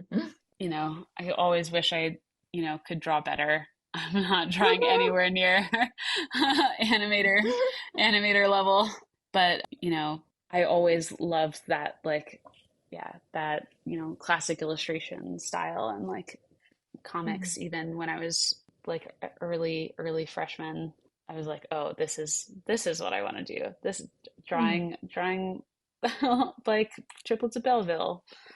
This is Mhm. how I want to, this is what I want to be doing for the rest of my life. Hmm. Not knowing that entire that entire style just lifted from Nicholas to Gracie. I know. It's like a such drama. I learned of the drama kind of like a little bit like secondhanded, but apparently, yeah, there's like big drama with that movie. Oh gosh. Because of the style. Yeah, yeah. Yeah, they like didn't get permission or something to Yeah, it's something actually. along the lines of like he did some development and they just, I forget exactly like the ins and outs of it, but somebody didn't get like credited correctly or paid correctly or like I don't know. Oh, It was something where like kind of like that where it's like, all right, well, yeah. yeah, yep. Every, Scary. yeah, everything's always kind of weird. But since we're talking about like college and stuff, and I think we can kind of like segue into some questions that are pretty great because so we're talking about like you didn't do riso in Ringling, Cool. did you? No, no, no. Yeah. It was like later, like senior. It was like, I think senior year, or after senior year, we went to TCAF. I Mm. think. Actually, can't remember. But Oh we my have God, like a I can't remember. patron, or a patron Fezhoof who asked that Oh, they okay. They ask, I've got a fairly easy access to a risograph printer at my uni Oh, right now. yeah, And yeah. yeah, take advantage of it. Heck yeah. And recently did a zine using it, but I didn't really take advantage of the uniqueness of riso printing. Any recommended methods or Okay. resources on how to plan for risograph projects? Resources. I mean, just like looking at other styles of riso, like looking at a bunch of different artists who do riso. I think, like, yeah, looking online and even just going through the tags of riso, and then just deciding, like, now that you know how to use it, now that you know like what actually goes into making a zine, experiment in the same way that your favorite artists have experimented. Like, try a new color, or I honestly like don't think there's a ton to riso printing other than just like layering color. So I liked to start out by just printing with one color, and then I added another color, and then slowly I added like 7 colors, which I found was overboard, and then just went down to 3 colors because that was easiest for me and also gives me the widest range of values and like palette that I want. So yeah, I think just if there's resources, looking on Rizzo printers websites for like how to print for their shops, maybe there will be some good like information there. But there's not really like a how to Riso other than like workshops. I would just say experiment.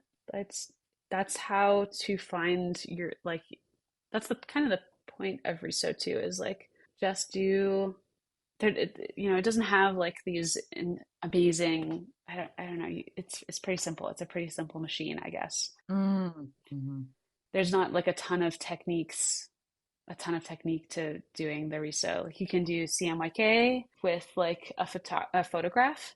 That's pretty fun. You can do just one color, spot color. You can do yeah, you can add colors on top of that to make a more dynamic palette.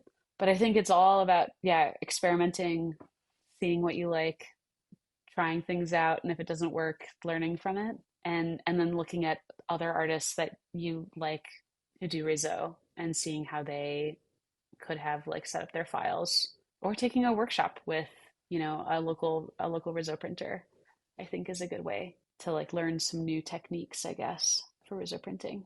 You can That was a also long-winded answer. check out Natalie's Patreon where she breaks down Yes, her prints. I also do that. Okay, yes. Thanks for the setup, Vee. Even on your reels, you kind of like talk about it a little bit, right? On your Instagram Yeah. reels? I break down my files and I show exactly how I like set them up for Photoshop, or in Photoshop for the printer. So yeah, so if and that's like just you can just do a $5 tier to get that. You don't have to do the $15 print tier. But yeah, because that stuff takes me a long time to put together, I've just put it on my Patreon, so that I'm incentivized to make more. I'll make one and then be like, oh, this is too. This it takes me like five days. Anyway, To do the video? it is a breakdown where I'm like taking Wow. screenshots and writing. Yeah. Oh, wow. Yeah, it takes such a long time. I didn't realize before I started doing my Ko-fi that like just doing like the behind the scenes, and like you have to grab all of the pictures and then you have to write all of like your thoughts on each of the it's very time consuming. I've started using Yes. voice to text on Google Docs. That's helped me kind of like write faster. That's smart. Yeah, because Mm. before I would be like, I don't want to write, I don't want to type this. I'm gonna spend like an hour typing and I hate it. And now I'm just like Yes. talking at the Google Doc, and then I can just kind of go in there and kind of edit it. I feel like it's saved me time, or at least it's helping me not like procrastinate Yeah. about it. Yes. Exactly. Like it's like, okay, I'm just talking at my computer while I'm Yeah. working, and I can just get all the information that I wanted to say without being like, how do I say this while making sense? Writing. I want to make sure that this sounds coherent and interesting and I'm not missing anything. But yeah, this is like, it's a good like first draft. Talk to Yeah. speech. Okay, I gotta do that.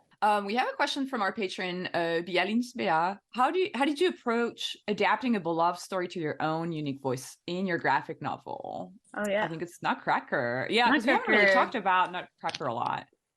Yeah. Oh, have I not?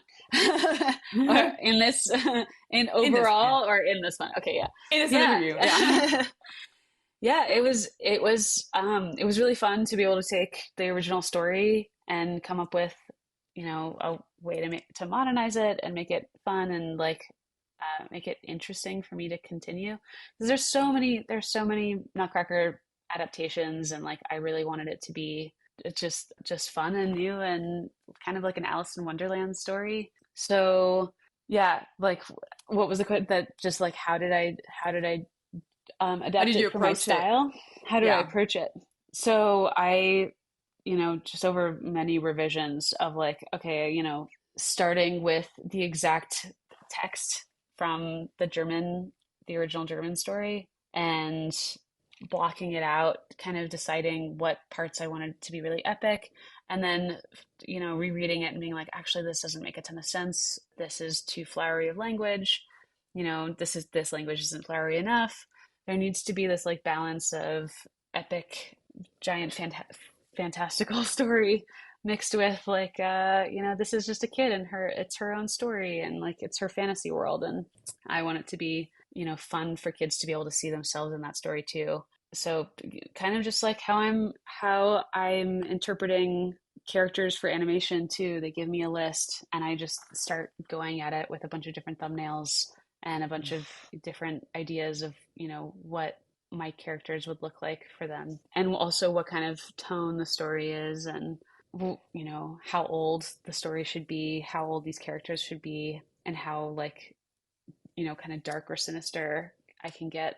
And I think like kind of just rereading it over and over again, kind of coming back to it with new eyes. And I watched all the Nutcracker stuff. I like read like some adaptations of the Nutcracker wanted to make sure I was like not heavily referencing that stuff, but also, making sure that the vibe of the Nutcracker was there, that people know, because it's still an adaptation and people Mhm. expect it to still be the Nutcracker, which is actually has been very difficult with this book because it's not the ballet.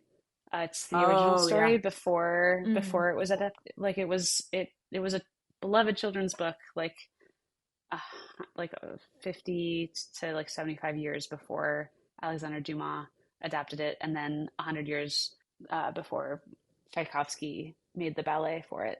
So like it's just when people pick up the book and they're like, sometimes they'll give me reviews that are like, this wasn't the ballet, 1 star. It's like, Oh, oh, really interesting. okay. Wow. Wow. Oh, oops. uh, it's not, it's like more of an adventure story. And yeah, it's basically what I would have wanted from the Nutcracker growing up. There was a lot of, there was a lot from the Nutcracker that I was like, that's weird. Why would that happen? And it was just beautiful. That was the point of the Mhm. Nutcracker. And I tried to make sure that this Nutcracker was also just beautiful, but also with a lot of adventure and that feeling of like going into a dreamland, but there's no like swan princess like Mm. ballet Mhm. moment. So I think that I could have done a better job of like mitigating expectations maybe by adding some of those ballet elements. But I think that the when I was making it, me and the editor, they really wanted it to be separate from the ballet. Nice. So, but it's just, you can't separate the Nutcracker from the ballet. It's just not Yeah. a thing. Yeah. Yeah. So, Yeah. so That while was I so do big. really appreciate, yeah, well, I do really appreciate, wanting to make it as close to the ballet or as close to the original as possible. I think I should have probably, yeah, tried to do just a little bit of ballet stuff in it, a little bit of candy, a Hmm. little bit more candy. Thinking about the audience. Yeah, yeah, exactly. You gotta think about the audience that's gonna be reading it. Talking I about don't know. audience. Yeah. Penny So good at Pretzel these segues. Comics. Yeah, I'm trying. I'm trying. And like I hope one day in the comments in YouTube someone's gonna be like V and the segues. And I'm gonna be like, yeah, yeah, working on it. Uh Penny Pretzel Comics asks on Instagram, with such a recognizable style, how do you handle experimentation and maintaining your audience's appeal? Oh yeah. I honestly, when I look at my work, I don't think I have a style. Really? It's, That's so yeah, I crazy. feel like every time I start drawing, I'm like, here's something new. Yeah. And then it's still my it's still my drawing. And so uh I'm like always trying to match again, like match the character for the scene. And so like doing the Kiki drawing, I wanted Mm, to make sure that she was the right age. Like in my style, I probably would have, or she is in my style, but like if it was just a brand new piece, I probably would have aged her down like really young and I don't know, added some, I don't know, who knows. I probably would have like added some weird little characters that didn't exist in Kiki's delivery service, but I like simplified her enough so that you could still tell that she was Kiki and that mhm. yeah that she's like still interesting and fresh and new. So I'm always like, okay, how do I make a story in my prints with little characters, or yeah, like set how do I set the tone? And I'm hoping that like the tone is the same, maybe, that I'm always kind of coming at it with like, I want something really dreamy and fantastical but simple and like kind of young, so that it's not, I feel like a lot of fantasy work is like boobies and like muscles. And I love that stuff too. I felt like that stuff wasn't for me when I was a kid. It wasn't Mhm. available to me as a kid. I like wasn't allowed to look at it. Also, it was like all of a sudden fantasy work is not, um I can't. I'm either like I need to have boobies to look at this. for it to be appreciated, or or I need to view like I need to love like the epic classic Frank Frazetta like Yeah. style of fantasy stuff. And I grew up like loving animation and loving like Ghibli, Castle in the Sky, and Labyrinth, and like Brian Froud stuff, and like all of the fairies books. And so I just hope that my inspiration carries through to all of my prints, and that's how they kind of are all the same. But honestly, every time I'm like starting a new piece, I'm like, I don't know how to draw. I don't know how to do any of this. I like need to get inspired, go like, think about what I would have wanted as a kid, what I want to draw right now, just do like doodles like this, where like you guys are doing and I'm not doing it all. I'm talking too much. But You're like, supposed to talk, you're supposed to talk. Okay. Yeah. But taking from my environment, I went and saw the Huntington Gardens and like, oh, drew a bunch of roses, and now I really want to draw a giant rose bush.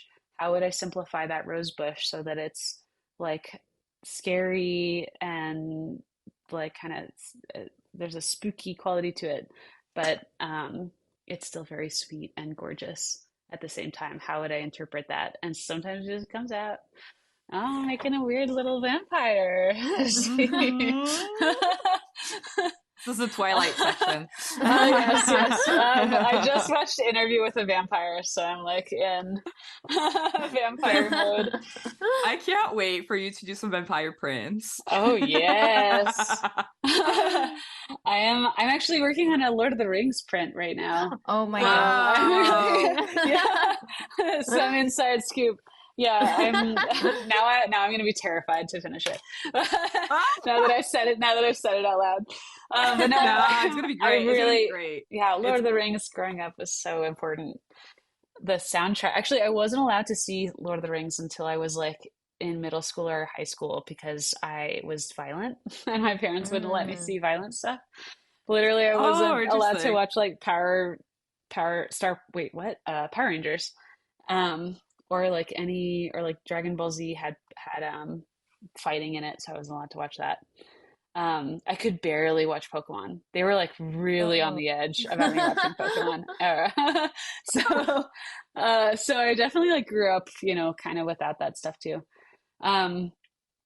That was going to be because of the boobies and the muscles. Because of the boobies. Nope. Boobies in Lord of the Rings, though. There's no boobies in Lord of the Rings. Just dudes. No boobies at all. We need more boobies in Lord of the Rings. Here's the petition.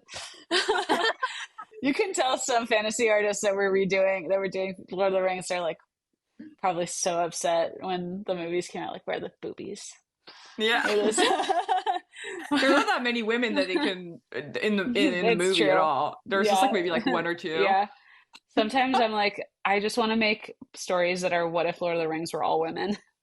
Oh yeah. That is my like thesis.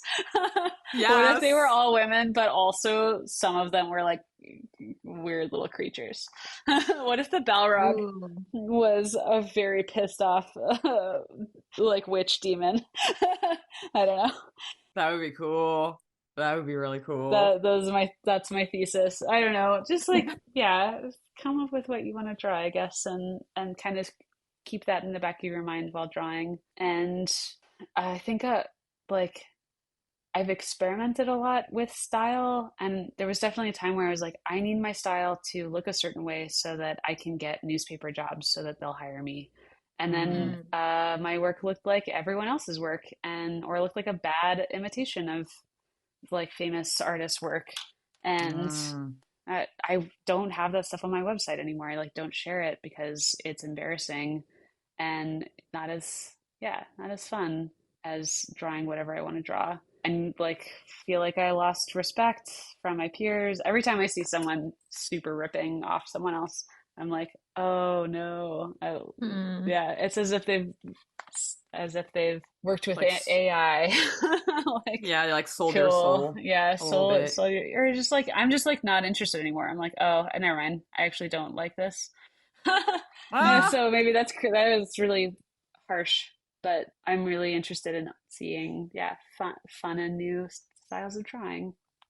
And I hope that my, I don't know, I'm still like drawing like line art characters. I can't get away from my influences, but I try not to directly rip off one certain style. Like definitely with newspaper stuff, just like chasing, chasing what was trendy to be able to pay rent was important and helped me learn that I didn't like it Mhm. and helps me like yeah build this style of random. I feel like everything I've drawn even today is like wildly different. So maybe I just can't. I'm just a little too dumb.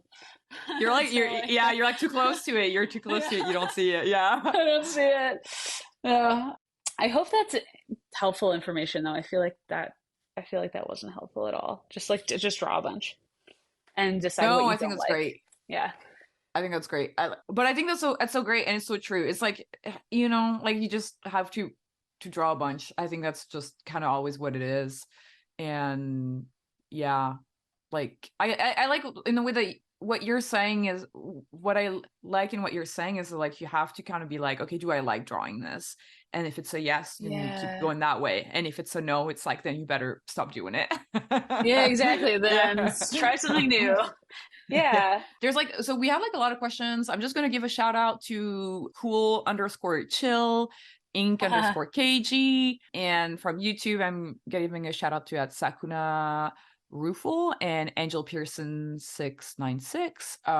Great questions. I think we kind of like covered Nice. them previously in the interview, but I do want to ask the last question from at her C Factory 32. How'd you get over slumps of lost confidence where it feels hard to draw? Which kind of ties into our question that we always ask about creative block. Yes. Sometimes you just have to eat your vegetables and get some work done, is what it is. It's literally, it's literally creative block. It's it sucks when you feel like you're not experimenting or you don't like the way you draw or you're like not motivated to get drawing done. But like there's a point where you just have to be like, I have to draw today. Whatever I draw has to be, I have to send it in, whatever I draw will inform the next thing. And like so a slump is really just I find that I'm able to get out of them just because I have to do the work. I have to get something done for a convention. I have to like it's not the perfect thing. I've worked very hard on it, but it's not perfect. But I made the work and now I can be informed by it and make better work and like, you know, better in quotes, every single time you finish something you're like, I could do that 10 times better now. Like now I understand. Mhm. Like but it's just starting with making the work. And the Patreon has really helped me get over a lot of that because just every month it's like I gotta make something now.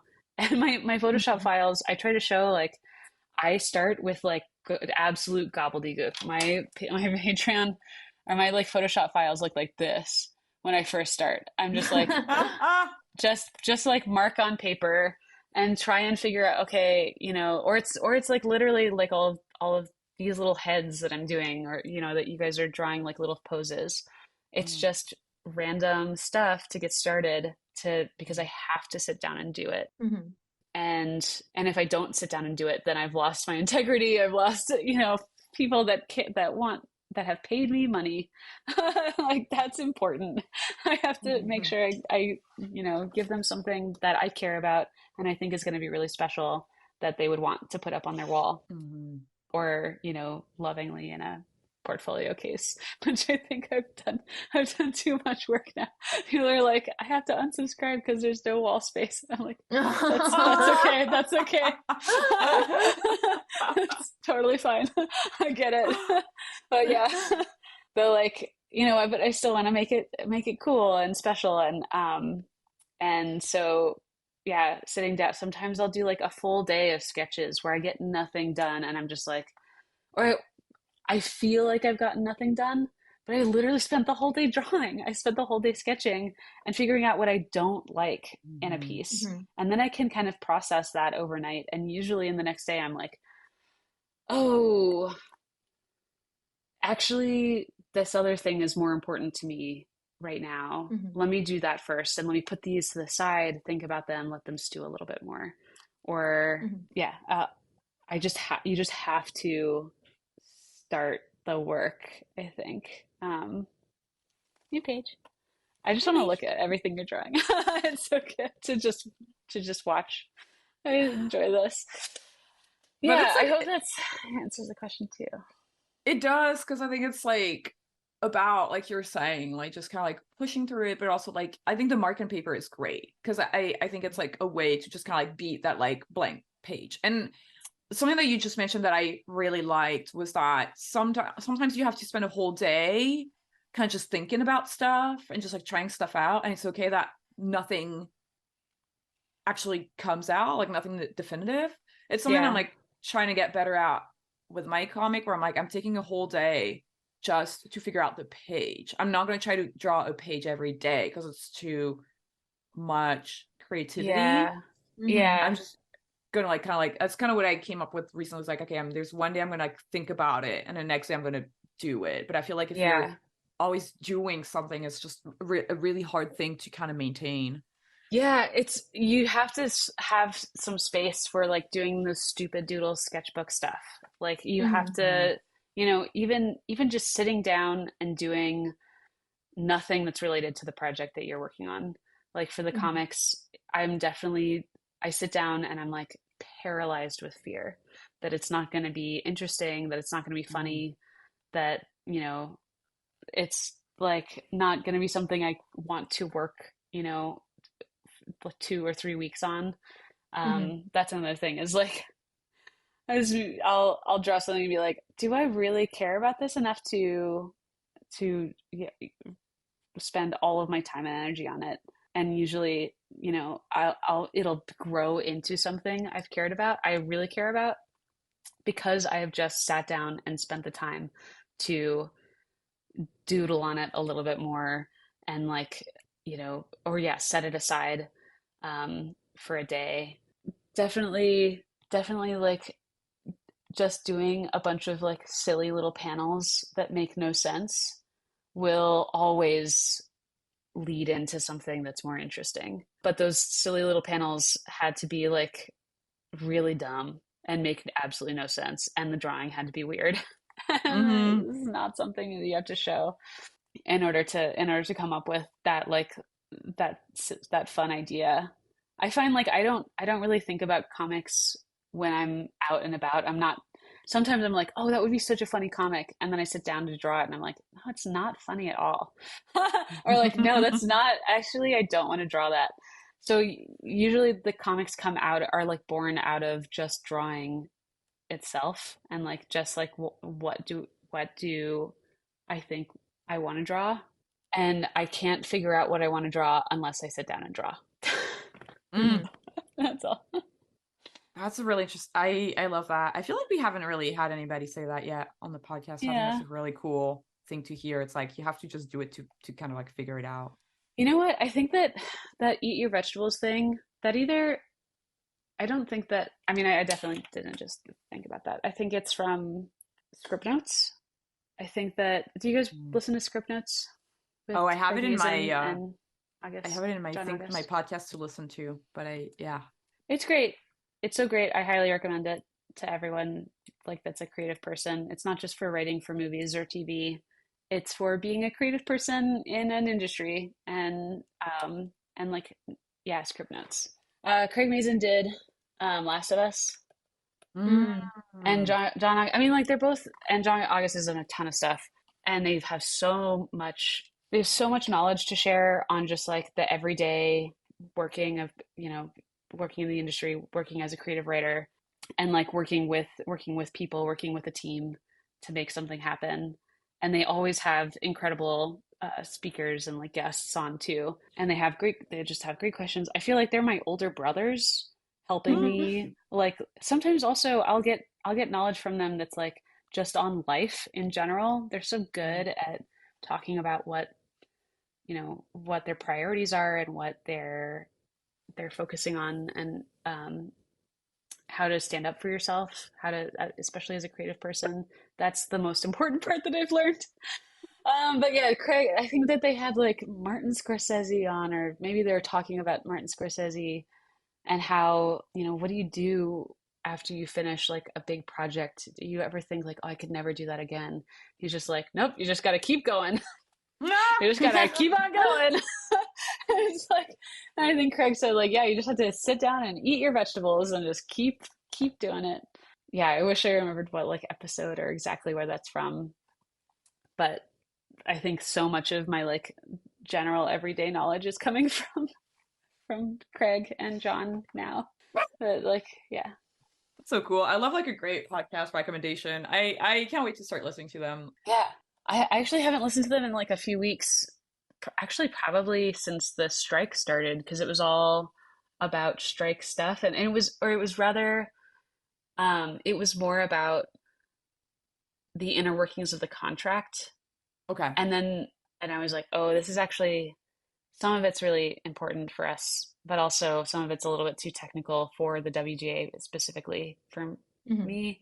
So I am excited to get back in, because I bet that they have new episodes, and Craig Mazin was like on pause from The Last of Us for a little while. So now I just need to go back and listen some more and jump back into my favorite mentors.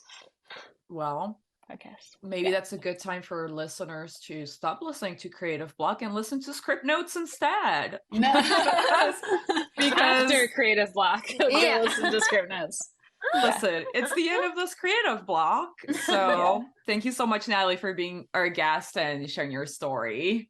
Thank you for having me. Sorry, it was all wandery, but I hope that was helpful. Wondering. And thanks to our listeners. Follow us on social media at CRTV Block, where we ask for drawing prompts and questions to ask our guests. A huge thanks to our editor, Clemens, for editing the podcast, and Marco for helping us produce the show. If you love our show, then support us on Patreon. Becoming a patron gets you Discord access and early access to interviews. There is you can also support us by commenting, sharing, and talking to other people about the podcast, like getting more ears on the podcast. It's also a great free way for you guys to give us support. Click the link in the description of this episode. I've been your host, Vee. And I was Megan. Keep being creative, and we'll see you next week. Bye. Bye. Bye. Thanks again.